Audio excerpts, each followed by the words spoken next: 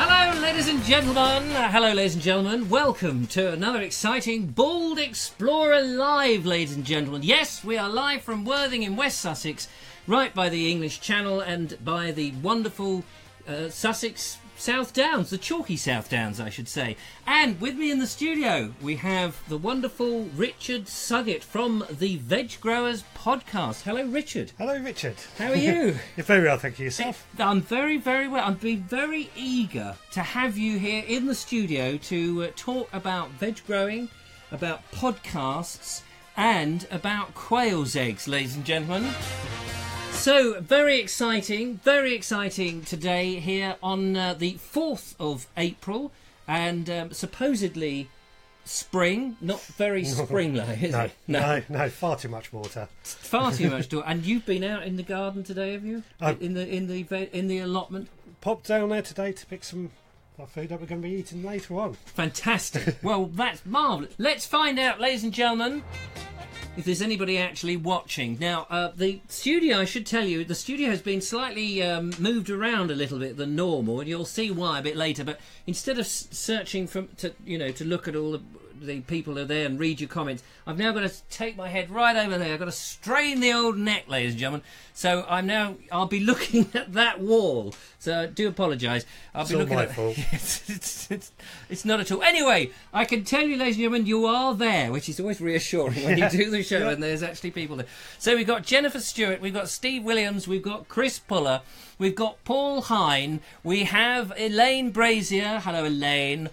We have Aidan Dunwoody. Good evening, Aidan. Ed Ovett, Mark Green, Julia, the lovely Julia, I should say, of course. Now, are we coming through loud and clear? Because I don't want you to miss a moment of it. So if you could give us a thumbs up or send those emojis going through, then that would be absolutely fantastic. So, Richard Suggett, let's find out a little bit about you, sir. Where are you based? You're in Sussex, aren't you? But whereabouts? I currently reside in Littlehampton. Littlehampton, just across along the coast from yourself. So you haven't had to travel too far to get to the illustrious mansion that is Vobes Towers. That's one word for it. Yeah, thanks, mate. Very welcome. Yeah. Now we've got a great show. Now, all guests who come on the show, we have to give them refreshment, of course. So, at great expense, I've legged it over to good old Morrison's. And we have a bottle of something. Are you partial to a bottle of something? I'm very partial to a bottle of something. Unfortunately, it's not alcoholic, I'm afraid, because I knew you were coming in your van. Yeah. So, would you tell the lovely listener and viewer what it is? And sorry, go ahead. We have a lovely bottle of sparkling elderflower press. It's nice, isn't it? Very nice. It's been in my fridge actually a few days in anticipation. It's fragrant British elderflower. So. Now, you told me, I brought that out the fridge, and you promptly said it's something that you grow, you make. I have an elder tree in my garden, right? And obviously they grow all along the side of a road anyway, so it's very easy to make elderflower cordial or elderflower wine, something that can be foraged or, if you're lucky like me, something in the garden. And do you need a lot of elderflowers to make elderflower? For the cordial, you need about 20... the clusters of flowers. Clusters. You need about 20 clusters. You looked at your hand there. Yes. Clusters. Right, okay. 20 clusters to make, one bottle? Yes. Yeah. Probably a bottle as big as that. But that. Obviously you dilute that down, that'd probably make 4 times as much cordial. Oh, okay. 4 much. Would you be so kind as to open of course. And pour out? We've got some very nice clean glasses in honour of Richard here. So we've got the two Richards, or the two Dicks as some people might say. But you're not allowed to say that because that's rude. So it looks very nice. I haven't had elderflower. So it's press as opposed to press A? Because I've heard posh people say it's press A. I call it press. I mean, I'm probably pronouncing it wrong. No, well, I don't. I'm not very posh, you see, ladies and gentlemen. Not very posh at all. Fantastic. Now it's slightly sparkling, which is good. It's going to get us into a good mood. So, ladies and gentlemen, I should tell you, Richard does a podcast, the Veg Growers podcast. I did sort of talk about it a couple of days ago and I was very excited to find out Richard was coming. Cheers, by the way. You're welcome. Yeah, down the hatch. Yeah. So, how long, let's find a bit about your podcasting. How long have you been podcasting and how did you get into it? Well, I started podcasting coming up to 5 years ago now. Wow, right, okay. Excuse me. I've always been a fan of podcasts, right from the days when it was iPods and you had to download it onto your computer. Golly, and that was a right old rigmarole, wasn't it? I remember those. Yeah. Thankfully, with iPhones these days, it's a lot easier and a lot simpler just to download. And people have heard of them. I mean, Yes. I remember, because I started podcasting in 2005, and you'd tell people what you were doing, and they would just look at you completely vaguely, thinking that you're a complete nutter. At least now they know what you're talking about. Yes. And back then, podcasts were for people who were into podcasts. Yeah, not so... that's right. It was the podcasters were listening to other people's podcasts. Otherwise, you wouldn't have had an audience. No. But now you have real people listening. I have real gardeners listening. Real gardeners. About nearly 5 years ago, I was trying to find gardening podcasts that related more to vegetable growing. Right. There was, in the UK based, we had RHS and Gardener's Question Time, and that was about it. RHS being the Royal Horticultural Society. You say that again? Royal Horticultural Society. I can't get it now. So as you say, and Gardener's Question Time from the BBC. BBC Radio 4. Yeah. Every Friday. And that's not always about vegetables and stuff. No. It's because that can be all. I've got an old elm tree in my garden. It's got Dutch elms disease. What should I do? Cut it down. Yes, Cut it down. that is Burn exactly it. Store the wood and burn it. So then you decided to start up your own podcast. I toyed with the idea. I was also about to get married, and Which should I do? Get married, start a podcast. Save a lot of money starting a podcast. well, one of those things. Obviously, a wedding has a speech. And yes. I was no good at public speaking. Right. I was terrified of it. Okay. And I thought, if I can talk to people listening on the podcast, yes, they'll get over that fear. Absolutely. And did it work? Still done a poor speech, but no, but it is. I mean, when you're talking into a microphone on your own, of course, people aren't actually looking at you. Although at the moment,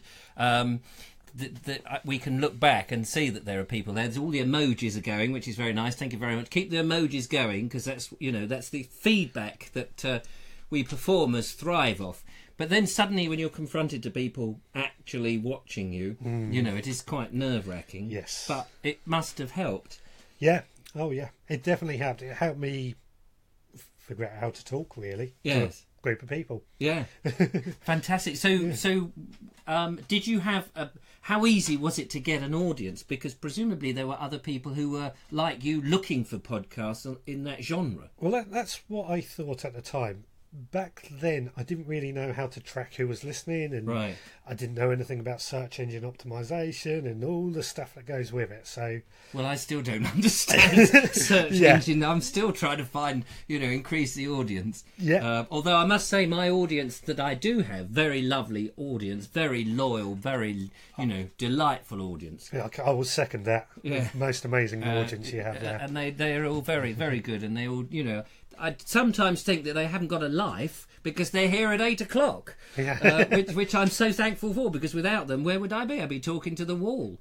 And I do a bit of that during the day, preparing the show. So you slowly built up your audience over the years. Yeah. About 2 years ago, my grandfather died, and that kind of spurred me on, because my grandfather, I always knew he grew vegetables. Right. But what I didn't know is, at the outbreak of World War II, he was a child in school over in Lancing. He was pulled aside to teach all the other students how to grow their own vegetables. Because during the war, of course, we were desperate for food, because the convoys were being targeted. And there was that whole eat for victory, and we got a book there somewhere. Yep. Eating for victory, and we were all encouraged to dig up our gardens and grow stuff. So at the time, we imported something like 65% of our food. I could be slightly wrong on that, but it's pretty high. Yes, the import that we've imported. So when that was pulled from under us because of the enemy attack, we desperately needed to feed ourselves. Yeah. So your grandfather, he was, I suppose, he was a young man at that point. Yeah, presumably 12, 13 years. Yeah. I'm not exactly sure, but and that was the, you know, that's then become his lifeblood, his hobby, and he used to grow vegetables. Yeah. And so he died. So what, you sort of leapt into his shadow. It kind of struck a chord with me because I felt we've lost all that knowledge that he had. Yes, yes, definitely. If we could have recorded it. Oh, yeah. Yeah. What a I know. I completely agree. I mean, that whole generation, if they had... I often think if my dad had recorded podcasts, you know, he died and recently, and I just think, if he'd recorded more about his life, you know, there's so much that we could have learned. So that's what you're doing now to pass it on. Yeah. Fantastic. Well, listen, ladies and gentlemen, if you've got any questions for Richard, of course, send them through. I hope that I can get to see them. You might have to ask it several times because we've got lots of bits and pieces to do here on the show, because not least are we going to show some of the ingredients that Richard grows on his allotments, and we're going to show you some pictures and stuff. But we're actually going to cook something live here tonight, which is going to be exciting. Andy S says more fun. Frank Carver says, where is your you're all talking amongst yourselves, which is marvellous. What about the sunshine, Ed? We haven't got any sunshine. Well, actually, this is interesting because you brought in a whole load of stuff, Richard, and you said it's quite surprising what you can grow even now in this ruddy, awful climate that's we seem to be evaded in. So we're going to have a look at that in a moment, but we've got some photographs that we're going to show. So shall we show them some of the pictures that we've got? So, ladies and gentlemen, pin your ears back for this, and I'll get Richard to talk us through what we're looking at. So here's our first picture, which looks like a shed. That is my potting shed, where I currently my quails are residing in there in a little cage. But it's also where I start off all my seeds, store my mostly used tools, and just somewhere I go to get some peace and quiet. To be honest, to escape the wife. Is that what you're saying? She might be watching, so I'm not going to say that. I'm sure she's very understanding. She likes wonderful. A bit of space as well. Of course she does. Of course she does. Yes. I've got no aliens living in there, I have to say. Oh, though. No aliens at all. I heard a story that was sank in the 90s about 2 aliens living in it. Oh, yes, shed. 2 pink-headed spacemen. Yes. No, you'll be lucky because you wouldn't have any quails left. No. So that's your potting shed. We've got... Who's this funny-looking character? That's Grills, my... Grills? Grills. Like Bear Grylls? Well, that's the other one. Oh, right, okay. My wife named the chickens. Oh, okay, so that's Bear. That's Bear. And the other one is Grills. Yes. Fantastic, love it. Yeah, and they do eat everything, so now you have chickens because you want to get fresh eggs then? Yes. Is that it? Yeah, that was my main thing. I've also discovered they do a lot of work in the garden, eating worms and slugs and snails. Oh, do they? Yeah, I don't even have to weed. They just do it for me. So they are quite free. I mean, completely free range. They just wander about and do their own thing. When I'm at work or not in, they're in their pen, which isn't big enough to call it free range. Right. Okay. But when you're at home, they're in the house. No. Amanda will not allow that. But they can, because my mate Nigel, I don't know if Nigel's out there. Is Nigel out there? He had chickens. He had 3 of them. I don't know if he's still got them. And I know Harriet's mum has chickens, and she had quite a large thing. And they put themselves to bed, don't they? Yep, they're so easy to look after. Better than children. Yeah. Because children don't put themselves to bed. Except that the fox, I think, with Harriet's one, eventually got them all. One by one, somehow the canny fox gets in there, ladies and gentlemen. Does that... I haven't lost any to foxes, but it is a worry. It is a worry, yeah. Well, I don't know if Nigel... I don't know if Nigel's watching, but if he's watching, let us know, because I can't always see the comments. I'm just looking to see if Nigel is there. Anyway, a fine shed, says Jonathan. It's a fine shed. Amanda says, yes, she is watching. Yeah. Hello, Amanda. Just borrowing your husband for a short duration. So, you can have a few gin and tonics now and nobody will know, which is marvellous. So let's have a look at some more of your pictures here. Let's go and choose this one. So this is, clearly it's a cage. What do you keep in there, Richard? That is my 4 quail. Which currently are inside the potting shed. So now you unfortunately haven't got a picture of a quail. Can you just describe what a quail is for those that don't know? Because I actually had to ask Harriet, so I didn't look a complete idiot, because I wasn't quite sure whether it was as big as a partridge or that sort of thing. They're about as big as a blackbird, I suppose. Quite small. They're quite small. Again, depends on the variety. Right. Mine are Japanese quail, and yeah, they're big enough to hold in your hand quite comfortably. Big enough to hold in your hand. Yeah, so if you imagine that. Well, that is quite big. So yeah, because I imagine blackbirds being quite. I suppose they are quite. Not. I mean, crows are bigger, obviously. Crows are bigger, yes. Yeah. Oh, okay. So, and we're gonna. You've got some eggs, and we'll have a look at those a bit shortly, which will be great. So, now you said to me before we went on air. Love that term, because I haven't got any. I've got plenty. Yeah, you've got plenty. Yeah, double-sided, double-sided, ladies and gentlemen. You said, of course, they can't let them out and go free range because that's illegal in this country. Yeah, they're not a native bird, although they are classed as a wild bird. Which, if you can't keep chickens because you're not allowed to keep farmers' birds, I guess, or I can't remember the correct term. Okay. Quails are a way to get over that law. So quails are around in the wild. They are, but you can't keep them in captivity unless you have them in a cage. Yes, you can't release them into the wild. You can't release them into because it will upset the. I don't know. Anyway, you can't do it, so don't even try. All right. I can see some of you thinking, "Oh, I'm going to release my quails." Well, we can release snails. Snails, all right. Release as many as those. But your chickens eat snails? Yes, they do. Can they get them out of the shell? Yeah. Oh, they break the shell, which is a very satisfying sound to hear. Wow.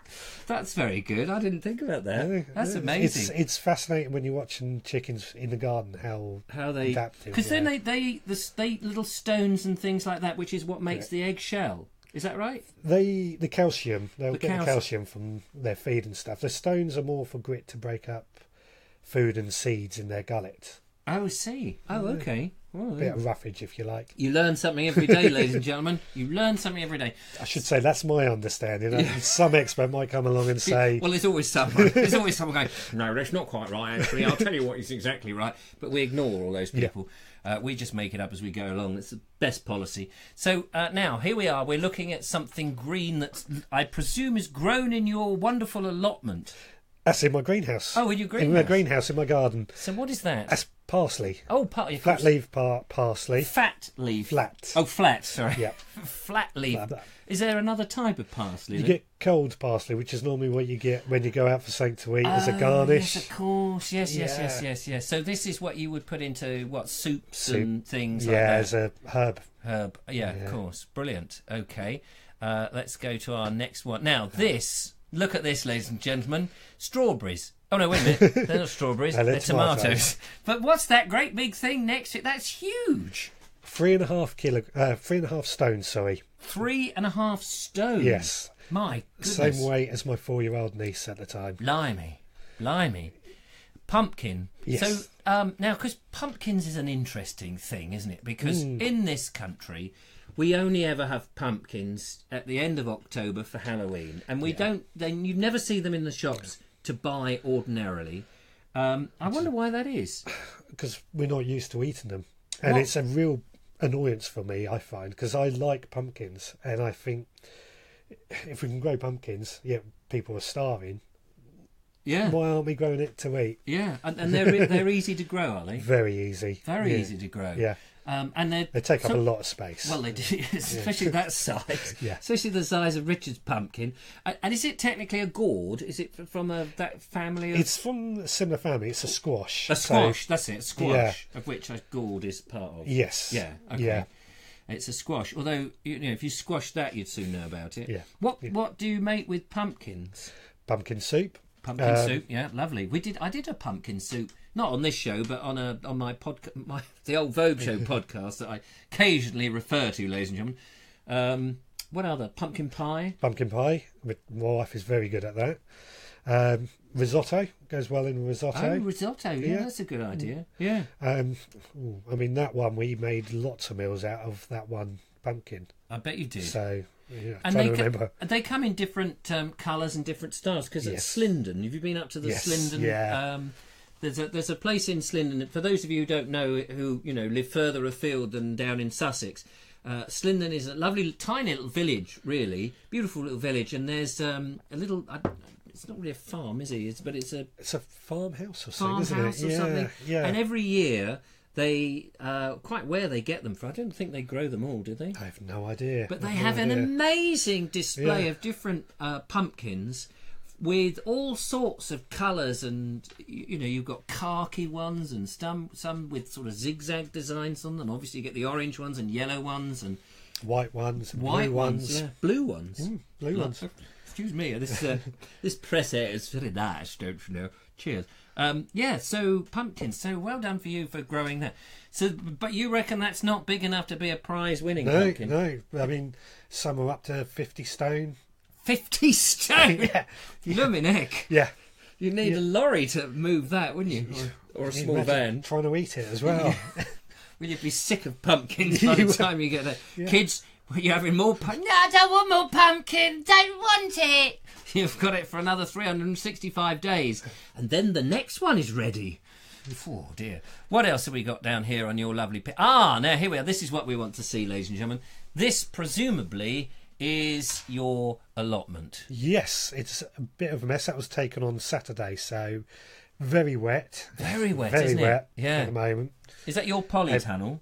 It's my neighbour's polytunnel. Oh, okay. But that's the edge of my allotment, and the metal shed in the very top corner. Oh, yes. That's the top part of my allotment. So to get some idea of size. Yeah. So it's not massive, but it's big enough. It's big enough. I mean, I think it's pretty big. Yeah. Well, when you're only growing, growing vegetable. You're not growing trees and flowers and like a garden. Yes. And you haven't got, a swimming pool and all those, a patio and all of that hot sort tub and... Yeah, hot tub. That'd be quite fun, wouldn't it? Sitting in your hot tub, sending out orders to somebody to say, could you pass over the celery and pull out some more fresh radishes, that sort of thing. Yeah. That sounds like a great Sounds idea. like actually. a great idea. Yeah, there we go. But then you'll get all the. You can imagine that, can't you? On an allotment, you'll get all the muddy allotment keepers. What do you call a gaggle of allotment keepers? Allotmenteers. Allotmenteers. Is that their proper name? Yes. Yeah. The allotmenteers all joining you in that hot tub. Could be quite kinky. Anyway, fill your boots, love. Fill your boots. All good fun. So let's have a look. We've got a couple more pictures well, actually, we got one more picture. Oh yeah, this is an interesting one. Tell us about this little fella, Richard. Well, this little feather I found a few weeks ago on my allotment. It's a common lizard, which is pretty rare to find these days. Yeah, I can't say it's got a huge tail, hasn't it? Yeah. Common lizard. Common lizard. And to get the scale, that is woodlice. There's a couple of woodlice next to it. So it's quite a big, it's quite a close-up picture. But so what did you do with him? I left him where he was. He was quite happy, wasn't he? Yeah. I hope he's still going now. Yeah, how lovely. How lovely to see. Yeah. Well, that brings me on one thing with allotments that I read about a year ago. They've got the most diverse amount of wildlife in them. Really? You wouldn't think that, because you'd think all the space is being utilised and covered with fertiliser and dug up with plants and stuff. But it's not monoculture. Everybody's growing. They might be growing apples. Diverse. Yeah. Oh yeah. You see, there you go. It's amazing. And in your allotment, how many other allotmenteers are there? Good question. Well, I'm number 128, so quite significant. Possibly 250. Wow. Yeah. Wow. Yeah. I know in Worthing, I think it's in Worthing, there's a big one. There's a big one here that's quite huge. And I'll be interested to know, I haven't been looking at the comments, but I'll be interested to know if you've got an allotment and if you grow anything, and if so, what? And what's your favourite vegetable? Let's see if there's any questions. Now's the time to pose some questions. I'll keep checking out because there's a bit of a delay, ladies and gentlemen, as we do this live. There's it's about a good 30-second delay between you asking a question and it popping up here. But if you've got a question, do it, and we'll ask Richard before we move on to the next section. So Russell McDonald Bell is talking about pumpkin seeds. Do you do anything with the seeds of pumpkins? Yeah, they're edible. Yeah, I've roasted those in an oven and eaten those a bit like crisps sort of thing, covered in honey and stuff. Oh, wow! Interesting. Yeah. Again, another food source. Food source from and you can buy those all year round, but presumably they're not British ones. They're coming in from other countries then. Possible. Most of the stuff we buy in supermarkets come in from other countries, to be honest. And what's your opinion on that? Particularly if we can grow it ourselves. Yeah, I mean, this is my big thing, is that there's so much food we can grow in this country. And we're not. We're not using the space. I mean, go in a park and there's various trees, but there's never really any fruit trees or... Right, yeah, no, that's true. No, I mean... When I lived in Horsham growing up, we had an apple tree that was an edible apple tree. We had a pear tree. We had 2 cooking apple trees, which we couldn't eat. Well, Mum made apple pie out of them. And so we didn't have... Yeah, I'm just trying to think. They were all fruit trees back then. Yeah. But curiously, when... Just at the back... And it's interesting, because I've not thought about this before, ladies and gentlemen. Curiously, so they were provisionally apple trees and 1 pear tree... And about 100 yards from us used to be a very old orchard that had now overgrown and all that. And I suppose what had happened is the seeds had flown or been carried by birds or whatever. Somebody's eaten an apple and just thrown the core. Thrown it, and presumably because it was a cul-de-sac where I lived in, and that presumably they all the others had the similar sort of trees that had grown out of that some 20, 30 years previously. So, what have we got here? Roasted and salted pumpkin seeds are delicious, says Jennifer Stewart. Yeah, I bet. I've not tried that, actually. I must try that. Amanda Suggett. Oh, hello, Amanda. She says, we have run out of pumpkin, John, but the pumpkin pies went down a treat. Oh, she's talking to John, who's obviously... Yes. I thought she was going to say, Richard, we've run out of salt. Can you nip down to the local shop on the way home and Can you pick up a packet of crisps and a bottle of wine on the way home? That's not the use of the technology, Amanda. Please. Mark Selwood says, eek buzz. Don't know what you're talking about. We're just waiting for some questions. Obviously, not getting any questions. Jennifer says, my mum's neighbour had a £500 pumpkin last fall in their garden. £500? That's... How big would you say that is? Oh. That's putting you on the spot, isn't it? I'm trying to do some maths, and that's... Is it £2 per... Because what we do it in kilo now, do we? Yeah. We used to do it in pounds and ounces. Yeah, £500, that's about 2.5 kilos. 2.5 kilos. Might be wrong on that, actually. Well, £500, very expensive in my mind for a thing. So, okay, now let's have a look. What we're really interested in is actually having a look at what Richard's been growing. So we've got some ingredients. You've been down to your allotment today, and you've been picking out some bits and pieces. So shall we have a look at that? And in order to help us do that, I've got some picking out ingredients music. He lies glibly, but here we go. Does that go on? Here we the same old music as normal. Right. So, hang on a minute. I'm just going to put this here. There's a reason for this, ladies and gentlemen. There's a reason for this. Panic not. I'm just going to get everything organised. So, let's go back to our... We have a second camera, ladies and gentlemen, so we can see things. So, here we go. Let's get the transition. There it is. It's not zoomed in or anything, but... Shall I bring it up? Yeah, there we go. So, what are we looking at there, Richard? I didn't harvest today. This was harvested in about November time, and it's saffron. Saffron? Saffron. Oh, wow. Yeah, which is... That's... spice. It's a spice, but it's a... I was going to say it's a rare plant, but there's saffron Walden that used to grow a lot of saffron. Yes. And isn't it you scrape off... Sorry, ladies and gentlemen, I just put the camera back. You scrape off... It's a very tiny part of the plant, isn't it? You pick out the stigma, which is part of the flower. Right. So there's the kind of 3 stems that poke out of the flower. I'm just doing the same back. Oh, right. And which is why it's gram per gram more expensive than gold. More expensive than gold, blimey. So that's saffron, and saffron. And that's for spicing up curries and paellas. many other things. And is it quite powerful? I can't. How's your sense of smell? Oh yeah. Yeah, nice. Yeah, Nice. Harriet would be interested in that because she likes a lot of spices. Does old Harriet, young Harriet? I beg your pardon, Harriet. Sorry. So okay. Interestingly, I think I mentioned to you earlier. You mentioned saffron Walden, which Yes. we all know was grown where saffron was grown in the UK. Croydon. Oh, It's Croydon. Croydon as well. As well as saffron Walden. Yes, its name Croy was a translation from the Saxon word for crocus, and Dean, a Saxon translation for valley, Crocus Valley. Crocus Valley. So what time period are we talking about then? Saxon times. Saxon time. Well, Yeah. Saxon time. Romans, Saxons. Wow. I would imagine the Romans brought saffron to us. Like Superb. so many things. And that's easy to grow. Easy to grow, but it does, to get a decent amount, you need a lot of space. Right. Okay. So- And is there a lot of wastage on the plant then? Because if you're just picking out those, what do you do with the rest of the? Leave it to grow and form new bulbs for next year. I see. Oh, okay. Yeah, So yeah. it's a one-off, Yeah. an annual thing. Yes. Yeah. Yeah. Okay. So Yeah. hence the lot of space. Yes.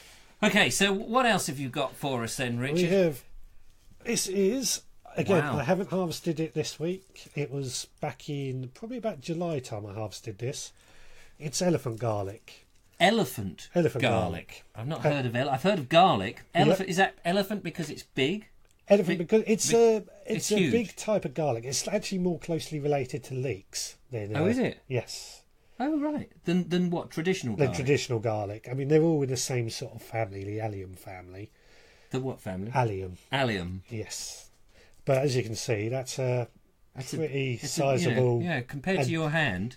That's not one of my bigger ones either. Oh, I say boasting now. Boasting there, Richard. So, and how powerful is that compared to garlic? It's a lot milder. Ah, yes. Which That's can have often the some case, isn't it? Larger things are milder than the more compact ones. Yes. But that's amazing. There we go. Has anybody tried growing elephant garlic? I'd be interested to know.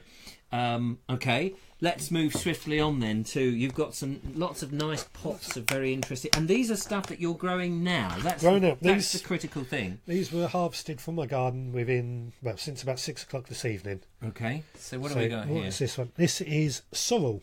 Oh, sorrel. Yes, a woodland plant. It's got quite a lemony flavour.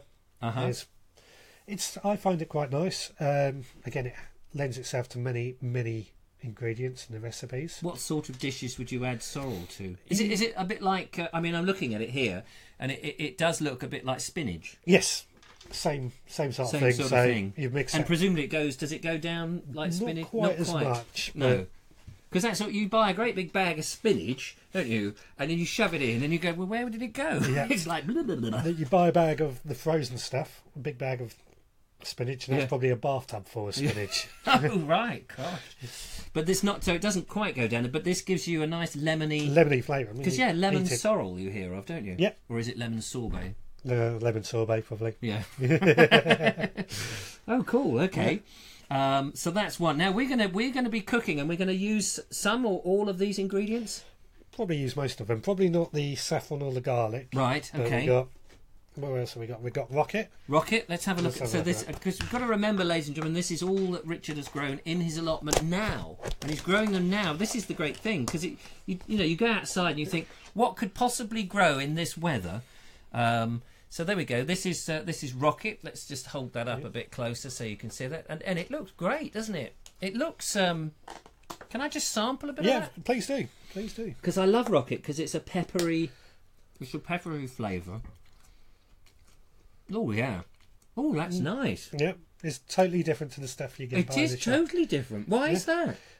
One, it's fresh. Mm-hmm. So I mean, that's literally 2 hours. It's been cut. That's so, and it's not so harsh either. I mean, it's peppery and it's got a sharp bite, but it's not as. Well, I mean, it's just nicer. Yeah. It's so difficult to put that into words, ladies and gentlemen. So difficult, so tricky. No, that's gorgeous. I was tempted to have more, but we're going to add some. Oh, I will have another bit. Go on. Yeah. Of course, supermarkets is also a variety used to sit on the shelves for a long time. Oh yes, of course. So presumably then there's different types of variety of rocket. Yeah. And some, as you say, will last longer, and some will just disappear. How long will... What variety is this? I can't remember, to be honest. Just rocket. Just rocket. Just rocket. Fresh rocket. That's what it is. Yeah. Lovely. Fantastic. Yeah. Let's shove that over here. Oh, now this looks interesting. Look at the colours on this, ladies and gentlemen. This is perpetual spinach or chard, depending on what you want to call it. Perpetual spinach. And I thought you were going to say perpetual motion then, or chard. So just explain what that is. It's again another leafy green in the spinach family. It's got this red. It's got this lovely red. I don't know if you can see it with the camera and stuff. It's got this beautiful red veins, doesn't it? It's very nice. I'm going to just try a little bit of that. Yeah. So it's not. Oh yeah. It's kind of not. It's not cabbagey. No. But it's got a bit of a cabbagey texture, but it hasn't got the cabbage flavour. Yeah. Wow. Never heard of that before. No, every allotment will have them growing. Will they? Yeah. Oh, right. It's one of those. And is it? Can you buy that in the supermarkets? I think I've seen it in the supermarkets, yeah. Yeah, I think I've seen it in the supermarkets. But it's not your everyday crop, is it? No. It's delicious. And you can eat. Can you eat it raw? I mean, I am eating it raw. Yeah, it's not doing you any harm. No, is it?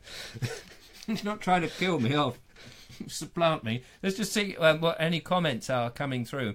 The gin is kicking in, says Timothy. Oh, good. Russell says he loves rockets. Yes, Claire loves it too. So, are you going to get your pan out and start cooking? Says Andy. Yeah. Patience, please. Patience, please. Is this going to be desktop cooking? Yes. Yep. It certainly is.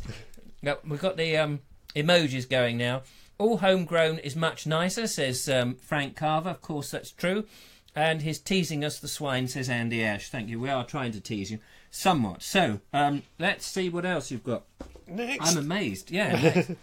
It's very nice, though, that. Now I'm going to look out for that in the supermarket. Or grow your own. Yeah, well, you haven't seen my back garden yet. So what do we got here, then? Spinach. Ah, this is spinach. It's spinach. So this is homegrown spinach. And of course, what I've got to do here, ladies and gentlemen, is grab one of those leaves. I feel I'm turning into a vegetarian somewhat here. Again, delicious and fresh. Yep. Very nice. Yeah. Ooh, lovely. Yeah. And quite often the bags of spinach or other salad vegetables are filled with gas to stop them going off as well. Oh, see. So, of course, this is not covered in gas, other than, fresh air. Fresh air, carbon monoxide if you live next to a road. But otherwise, no. How wonderful is that? And it's because it's all very healthy, presumably. There's no added preservatives or anything like the gas or residue of fertiliser and that sort of thing. Yeah, and the spinach is called a superfood for some reason. Full of antioxidants and minerals and stuff like that, but everything gets called a superfood. So are you growing enough in your allotment to not only feed your family but to sort of feed the neighbours as well? Is that how it works, or are you just making enough? My aim is to get ourselves self-sufficient. Right. We've got our freezer is full of stuff we grow last year. Oh, so you don't need to grow anything this year. But fresh is nice, isn't it? Fresh is nice. Yeah, of course. I'd like to say we're going to give some to the neighbours. If we do, we'll. Yes. Or even charities and things, especially with homeless people. Sure. I mean, I suppose I was just thinking how plausible it is, because I should say that Richard not only does the podcast, but you do videos as well. Yes. Yeah. And weekly. You'll see him if you have a look on his the veggrowerspodcast.co.uk. Have a look there, because you'll see that there's a video of him marching up and down his allotment, and you're growing stuff in buckets, big black bucket. Well, say big, but they're just ordinary sized buckets. Yes, that's potatoes. I was planted in that one. Yes. You can grow potatoes in the ground, but I prefer to grow them in a pot. That way you don't get any of the volunteers, which are little potatoes left in the ground. Volunteers? Volunteers. That's a good name. Volunteers. So they're volunteering to sort of stay behind? Stay behind and grow into another potato plant next year. Which, that's not a bad thing, but if you're planning to grow carrots there... It's... Oh, I see, and you don't want to be swamped by all those volunteers. We'll grow, we're going to grow again, you keep out, Mr. Carrot. Oh, you rotter. Oh, marvellous. So I notice you've still got a couple more. We've still got a few more green things to get through. And then we will get the pan out, ladies and gentlemen. Please be patient. Just a few herbs. A few herbs. So herbidaceous. I'll shove that over there. So what herb have we got this time then? This is great. I'm so impressed that you've brought all this stuff in. Dill. Dill. Ah, Dill. I'm Dill the dog. I'm a dog called Dill. Do you remember the herb garden? No. I'm showing my age. There we go. That's Dill. And again, very fresh, which looks very nice. I mean, often, of course, you get these things in pots, in little pots, all diced up, ready to go dried. Yeah. And you don't get that chance to see what some of these things actually look like. No. You know, there's a little bit of dill. It's like a little tree on a train set. A little fern. Like a little fern. Fantastic. Okay. Then we've got. I was going to second guess that. So. Go on in. Is that Have parsley? Yes. Parsley. I recognise that from the photo we just saw. I'll just show you. Yeah. Show you there. Bit of parsley, which is lovely. And is that mint? Yes. Uh-huh. Got that one. I love mint. Mint is so terrific. There we go. Look at that. Fantastic. Yeah. And that's all fresh. So these are all growing now, ladies and gentlemen. Which I've got to just try a bit of that. Go for it. And also, it's just rubbing it on your fingers. You know, so you get that beautiful minty smell. And there's different. Oh, I'm going to sneeze. Hang on. Bear with. I'll sneeze over here. It's not going to happen now. It's going to be one. You've talked about it. Oh. And having sneezed on that piece of mint, I'm going to jolly well eat it. So, there's different types of mint, isn't there? Yes. Yeah. Oh, yeah. I mean, we've got apple mint, chocolate mint, chocolate mint, chocolate mint. Yeah, orange mint, orange mint. There's hundreds of different types of mint. Peppermint, blimey. Yeah. Oh, well, that's good. You've got something in your you've nearly got something in your hand there. You probably all recognise this. It's a leek. Oh, it's a leek. Yeah. It literally came out the garden today. Oh, wow. I haven't even washed it properly. Have you not? No. So that's the thing. You don't normally get to see all the little. I was going to say veins, but they're roots, aren't they? Roots, yeah. Yes. Yeah. So how now in Morrison's that you can get some of the great big. Yeah. Can you grow those? Different varieties of leeks. Yeah, you can get mammoth leeks, which can grow that big. That one was just one I prepared earlier. One I had at the front of a row, so I just pulled it out. And again, is it the same thing? It's the stronger, the smaller it is, less water, I suppose? Depends on the variety. Right. Again. Oh, okay. Cool. Yeah.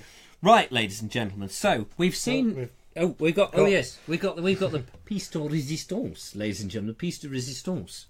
We have we saw the chickens earlier. Chicken eggs, which are obviously those. Which are chickens' eggs. Chicken eggs. Shall I hold that because we can compare?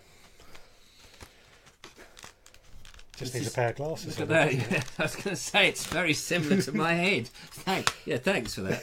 It's blooming cheap coming in here. And these, wow, quail eggs. Quail eggs. Look at those. I'll just shove it on there and see if you can. So we got this on. Where is it? There it is. Somewhere there. And then next to it is a quail egg. Yep. And they look like those little eggs you get at Easter, that the chocolate eggs. Do you think that's mini eggs? I think they're called. Yeah, mini eggs. Yeah. So I asked you before we filmed or before we went on air. Are quail eggs more intense flavour? Yeah, intense flavour. Slightly more. Sometimes there we go. Sorry about that. We just froze for a second. We froze. We got the computer had a hissy fit. But we're back on again. Fortunately, it does that from time to time. It's very frustrating because we've got the cooking bit to come. This is all lovely and fresh greenery you're tucking into will help keep you regular, Richard. Yeah, thanks. I'm regular enough as it is, thank you. All this... Oh, yes, I've read that. He is on at 8 o'clock every night. Thank you very much. How more regular can he be? Well done, Mark. That's very good.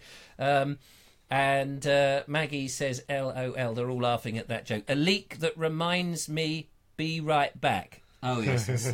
We've got the jokers in tonight, ladies and gentlemen. Excellent. So, right.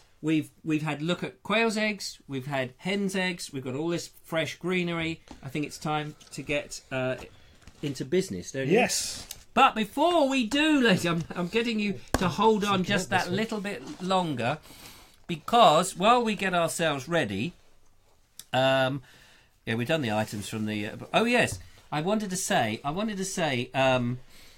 Paul Couchman. You remember Paul Couchman, lovely Paul Couchman from the Regency Townhouse. We did 2 videos with him. Check them out on the Facebook and YouTube channels. Really nice guy. And of course, we're going to be live, ladies and gentlemen, live from the Regency Townhouse on the 19th of May coming up. And Paul is going to be cooking some amazing food. Now, I said to Richard, wouldn't it be great if we were able to get Paul and Richard together so that he could perhaps bring some ingredients that he's grown himself and bung into the mix. Richard knew nothing of that until I just mentioned it, and he's going, what? Sorry. And of course, it does depend on the historical foods that were made, but who knows? We may be able to grow something in time. I don't know how quickly these things grow. Depends on what it is. Depends on what it is. Anyway, Paul Couchman has put a video up in the group. Check it out, because it shows you how to dine like a servant at the Regency Townhouse. I saw that pop up. I've only managed to see a few seconds of it, but it looks really good. So check that out. Not now. Carry on watching this, because we've got the best to come. Thank you, ladies and gentlemen. And before all of that, let me just first of all say it is time. We have to do this now. It's become a ritual. Find the machine.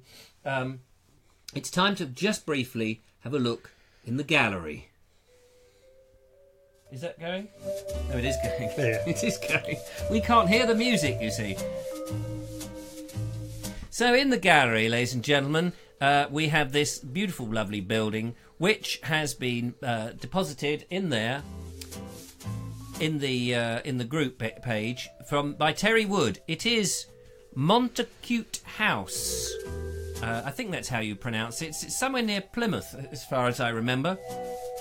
Very nice. Thanks, Terry. There's lots of pictures of that. He went round there. I don't know whether you went round there today or not, but you certainly braved the elements if you did. And Mark Holdsworth has been to Priory Park near Reigate. I've not been to Priory Park. It doesn't sound too far away, so that's certainly something for the old Vobie, one-eyed Kenobi, to go and investigate. The Priory Park, lovely building and lovely grounds by the looks of things. He's posted a number of pictures in the group for that. Lucy Welsh has been to Watership Down. She takes this picture, she says, from the Gallops. I don't know quite where Watership Down is. Do you know where Watership Down is? I'm not quite sure where it is, but it must be somewhere on the South Downs. Looks absolutely beautiful. No doubt you'll tell me, which is very good. Thank you very much for posting. Lovely arty lighting going on in that picture, which is great. A change of theme here, ladies and gentlemen. This is Dan Evans. He's been to the Beechhurst Railway in Haywards Heath, and I guess I don't know what gauge of railway this is. Small gauge, I would imagine. Smaller than, I don't know whether you could get on those. It's on one of those 2 foot off the ground railways that maybe you can sit on and chug round the area. Who knows? I'm sure it's very nice. And finally, Sarah Caulfield Lavalier has found an olive tree. She knows we love trees. In Italy, which seems to have somebody's face on it. At least I can say it's not my face, because it does have some hairy bits, 2 little tufts above the ears by the looks of things. So that's absolutely fantastic. Thank you very much for posting those. There's plenty more pictures in the gallery, in the group rather, and it's marvellous. And so do check them out. People are posting all the time. It's so nice and it's thrilling. So I think Matthew. I'm going to get this wrong now, so I'll keep my mouth shut. But there's a lovely trip to the Bluebell Railway with a new presenter that I imagine in a few years' time will be presenting the Bald Explorer show. Only I keep this because people aren't prepared to shave their heads, you see. So, Richard is coveting to perform the show, but he has not shaved his head. So, anyway, enough of this gay banter. Let us crack on. Before we do one more thing before we do the cooking, you've got a friend. Yep. Who's into art. He's watching at the moment. I've seen him comment. Oh, marvellous. What's his name? John. Hello, John. got a new motor. So yeah, John's come up with some ideas. Yes, for your merchandise. For the merch, because as you know, ladies and gentlemen, I'm keen to get some merchandise off the ground. Just, not to make money from it, but just so that, because people keep saying, oh, have you got something, a cup or a T-shirt or a wing mirror or an old elephant or anything that we can, have branded with the Vobes stuff on it. And it looks like John has come up with some ideas. So he sent over to Richard a PDF. Now, I'm sure John won't mind, but we've just taken a screenshot. So I haven't got the whole... I'm just trying to find where it is. Oh, there it is. So here's part of the little collection. Have a look at this. We'll put the full picture in the group a bit later on. The Bald Explorer. So we've got some T-shirts. This is some lovely ideas here. I love the T-shirt there, the red T-shirt with the bald chappie and his glasses. Vote Bald Explorer. And you can vote him on Twitter, Facebook and Instagram by the looks of things. There's the second half of the... I've had to do... Sorry, John, I've split your picture in two. I hope you don't mind. But here's the second half of it. There we go. The Bald Explorer there. Lovely bits of artwork, like the glasses. And on the side, Explorer, the Bald Explorer. Great stuff. And is he a professional artist? Or is it just tinkers on the side? He's qualified. He's qualified. I don't know what you do with that. How do you just define professional? Yeah, well, somebody who earns his money. John. Sorry, John. He's as professional as we need him to be. Thank you, John. So we'll bung that on, and people can.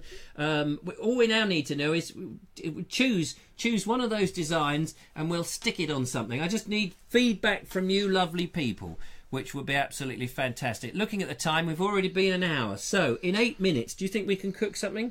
I think so. We're going to give it a damn good try. There were lots of thumbs are going up. Love the tree, elderflower bubbles. Right, we're going to get on and do some... auntie at the bottom there. Oh, your Hi, auntie. Pauline.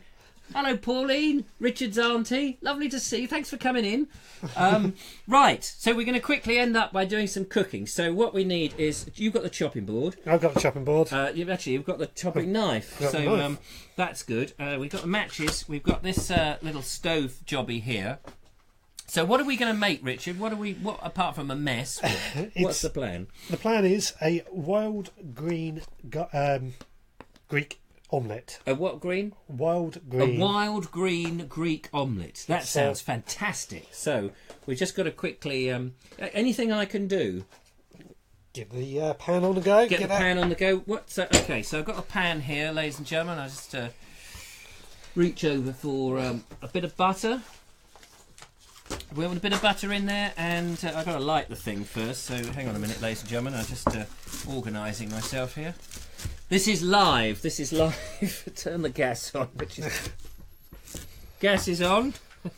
Matches is on. Oh, we have heat. We have heat. It's always a bit dangerous, this. Right, so there was a little knife. Oh, here's a knife. There we are. I've got the knife round here. So a knob of butter. Knob of butter. Okay. Now this is quite precarious because this is quite warm. I'm going to turn that. I don't know which way down is. There we go.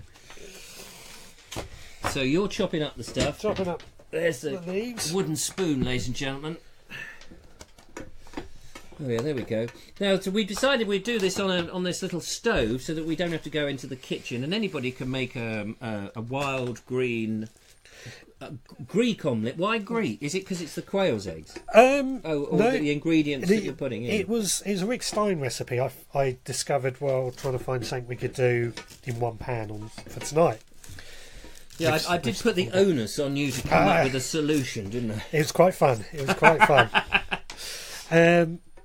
So I've just kind of adapted it. Right. For tonight. Okay, well, here we go. You can see in the pan here, we set up the second camera so you can... I'm doing this by looking at the monitor and I can't find the knob. There he is. I'm sorry. That sounded a bit naughty. Right, so that's all set. Chopped up these. Bung those in there. So the greens are in there. It's quite a bit, isn't it? When it's like that. It is a small pan because I thought, well, it's going to be an omelette. So do you think I should turn that up a bit, or? Nah. Okay. We don't want to burn anything, do we? We certainly don't want to burn anything. There we go.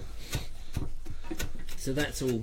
I'll leave that going. Whilst that's going, and I'm just going to catch the The rye comet. Oh, I can smell the butter. I can smell, and the green stuff. Says Sarah Ann says hi, Richard. Mark Selwood says this is exciting. I like the red T-shirt. Says Maggie Walters. I didn't expect that. Get knife and fork ready. Says Frank Carver. T-shirt looks good, which is superb. Oops. Some bits are just flying over the edge there. It is slowly going down, so that's good. Have you been chopping up parsley? Parsley is in now, ladies and gentlemen. That's marvellous. So this is great. Have you actually eaten? No. So, that's good. There we go. Look at that. This is amazing. And this is, in the summer, it must be so nice to be able to sit in the garden with all your fresh produce and get a little stove going like this, or a barbecue or something. I quite often have a barbecue going down the allotment. Down the allotment? Down the allotment. Oh, wow. Especially if I'm smoking some lamb or something. I wonder what you were going to say. So sure, I'm smoking some lamb. Oh, lamb. I didn't know you could smoke lamb. Oh, yes. Yeah. It was difficult getting the papers round them, but anyway. This is coming down. Look at that, ladies and gentlemen. It's coming down. Oh, hang on, I can't do that because it burns my hand. Let me go back to this camera number 2. Look at that. There we are. Look, ladies and gentlemen. It's all coming together. Wow. So that was full up a few minutes ago, and it's come right down. That is terrific. This is marvellous. Get the eggs ready. Let's add the dill. In goes the dill. Have you tried this before? No. So there we are. I've just got a good idea. It's going to work. I should point out, ladies and gentlemen, if you want to hear the podcast of this, Richard is recording on his Zoom H1 in the side of the thing, so he says he's going to cobble it together into a podcast a bit later on. He'll cut out all the nonsense, I dare say. That's looking particularly lovely, I have to say. Wow, look at that. Just add some rocket. Rocket has gone in. This is fantastic. And the smell, the rocket gives you an immediate hit of a beautiful smell. Beautiful peppery smell. I reckon we can start cracking in some eggs. Cracking in eggs. Yeah, they've got nowhere. Yeah, you can put the empties in. Oh, you can probably put them back in your pot. There. That's it. So do they need mashing up? Yeah, keep stirring it. Sorry, I've stood up now, ladies and gentlemen. Hang on, I'll just go onto the other camera so you can see what's going on the inside. So I hope you can try this at home. So how many eggs are we putting into this? Four eggs. Chicken eggs. 4 chicken eggs, fresh. Everything's fresh here. When were the eggs laid? They were probably... What day is it today? Probably it's Wednesday. Monday. Tuesdays. Tuesday. So how long can you keep an egg that's laid by a local hen as opposed to a supermarket hen? Well, supermarket eggs are probably on the shelf for 30 days already by the time you buy them. 30 days? You didn't think that they would last that long? That's why they're not refrigerated. If they're refrigerated, they don't last as long. My understanding, anyway. Right. I once worked in a chicken sorting place. Oh, wow. What was that like? It was interesting. I was repairing the fridges there. Oh, so, right. You weren't sorting the eggs out? No. So I should say, yes, you do have a proper job. Yeah, unfortunately. Yeah. Well, I don't say unfortunately. I like my job. So. Oh, well, that's good. It brings in the money. Yeah. No, I'd say just leave that now. Just leave it? Yeah. Oh, okay. Take the spoon out. Yeah, well, I'll let you be in charge of that. Okay, sorry. No, because I know with an omelette, normally you keep it going, don't you? But, well, maybe sometimes. You don't. Well... that makes more of a scrambled, I find. Oh, yes, of course. Sorry. I was thinking scrambled. Scrambled. So, so we just leave... Oh, I should have brought a saucepan. I mean, a frying pan. Oh, well. That's what you said omelette, and I feel such a prune. Will it work in there? One way to find out. Well, it might be a sort of kedgeree. Is it kind of a kedgeree that's mixed up? Well, we'll see what happens, ladies and gentlemen. This is live, of course. That's why I should have brought a frying pan out. Anyway, it'll be. That's why we've got some toast. I kept thinking, you. There we go. We're just turning the heat up. So so that's all good. Marvellous. So. Podcast. You go back to podcasting, ladies and gentlemen, whilst we're waiting for this to do its thing. That I was advised by the lovely Nigel Sadler to listen to the media show on BBC Radio 4. So I listened to them on the iPlayer, and they were talking about how podcasting is having a huge revival, and not only that, that people are able to get huge audiences and make quite a lot of money out of it. Yeah. One person I listen to in the States, that's all he does. He does a podcast every day, about 10,000 listeners every day. 10,000 listeners? That's incredible. And what's his podcast about? Survival. Survival? Yeah. Yeah, so there's and prepping and that sort of thing. Oh, right. Oh, okay. So he isn't... You're not joining him somewhere in the jungle surviving as he does it? No, he's more...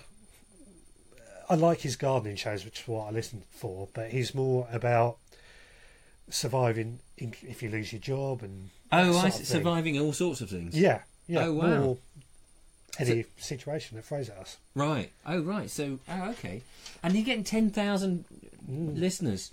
I imagine that you, obviously, on your podcast, you probably have double that. Triple. Oh, I wish. Do you get a lot of feedback from the Veg Growers podcast?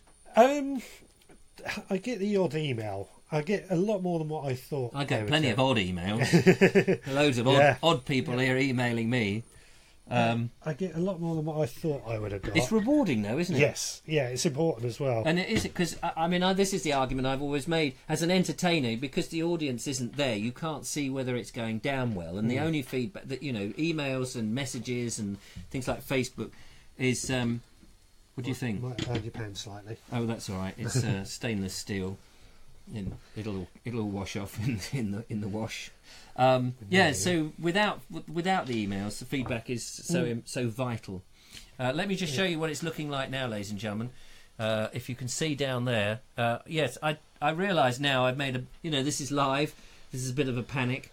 Frying pan would have been useful, but we've got a saucepan, so it's going to be interesting because we're now just waiting for it's doing it. It is doing it. It's cooked around the edge, and just a top inch that isn't quite cooked yet, but it'll get there. It will get there.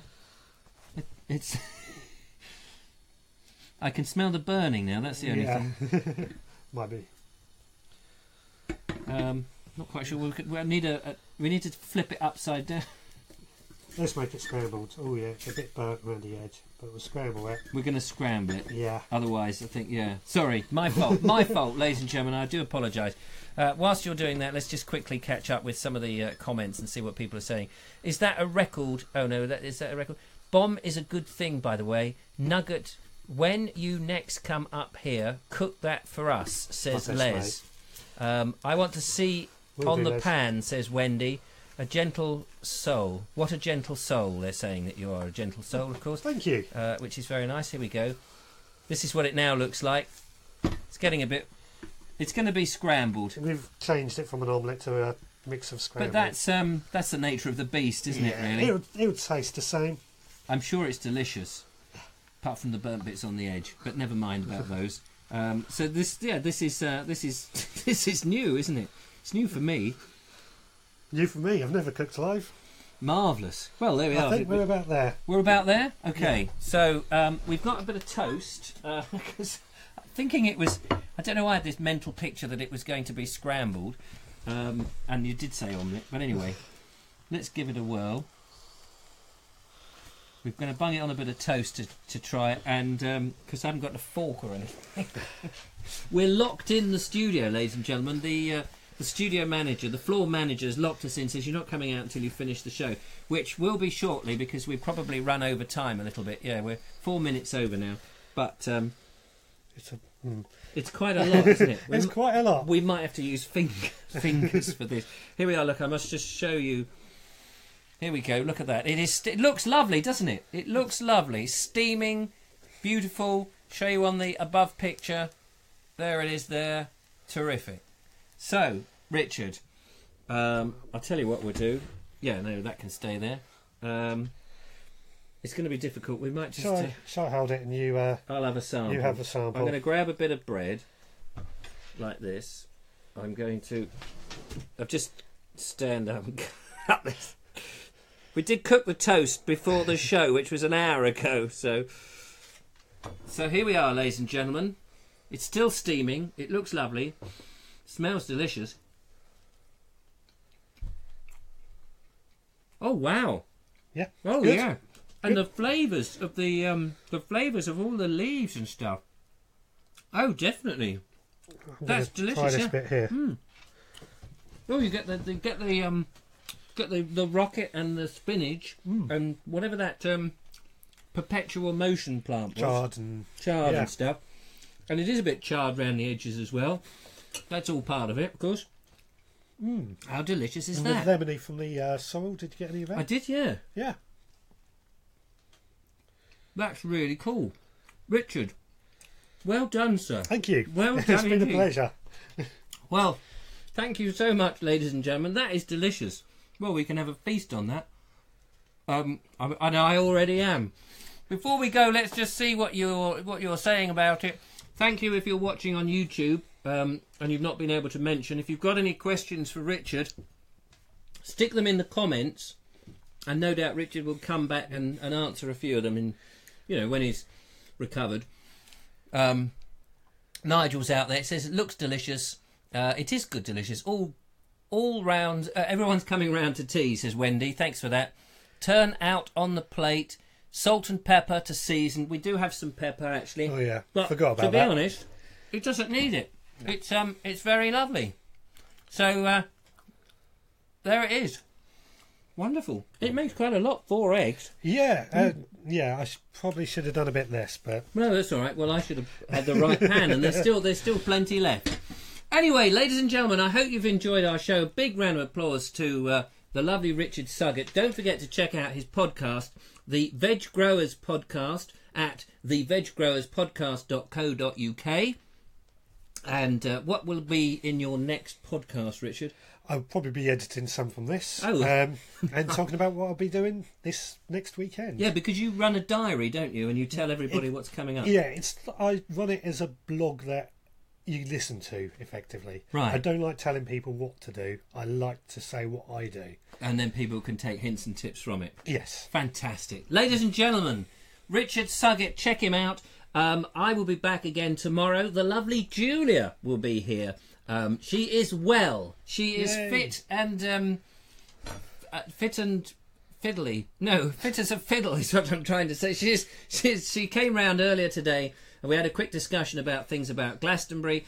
I'm meeting up with Ed Warren tomorrow with Julia. We're going round Petworth Park. We're going to bring you that video as well. We may bring you an excerpt from that in tomorrow's show. Who knows if we get enough time. But more than that, thank you so much. Join us again tomorrow, 8 o'clock, same time, same place. And when you hear... We're going to get there now. When you hear this music, you know it is time for us to get out the brushes and sweep up the mess that we have made. But it's not too much, miss. Thank you so much. It's been lovely to see you. And... until the next... Sorry, we can't hear the music, you see. We get a vague, tiny little bit. Thank you, Richard. No, thank you. Thank you for having me. It's been fun. Until the next one, everybody... I've got to find the... I'm always struggling. It's all going horribly wrong. Find the cat. No, that's not the one. Wait a minute. Wait. I've got to get there. Until... Give him a big wave. Bye. Goodbye. Goodbye.